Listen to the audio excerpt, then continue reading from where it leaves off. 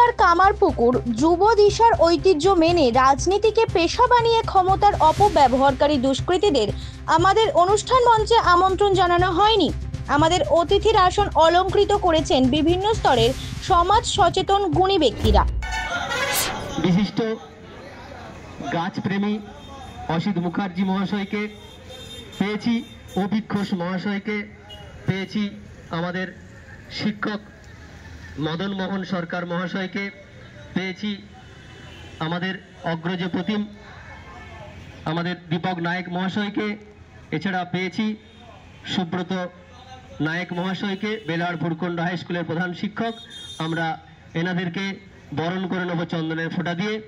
তো সেটা আমাদেরই ছাত্রী, শিল্পী, সাহিত্যিক, শিক্ষক, চিকিৎসক, ক্রীড়াবিদ, সমাজসেবী যে সকল ব্যক্তি আমাদের আহ্বানে সাড়া দিয়ে 4 জুলাই 2025 অর্থাৎ শুক্রবার উপস্থিত হয়েছিলেন, তাদের প্রত্যেককে কামারপুকুর যুবদিশার পক্ষ থেকে আন্তরিক শ্রদ্ধা, শুভেচ্ছা ও কৃতজ্ঞতা জানাই।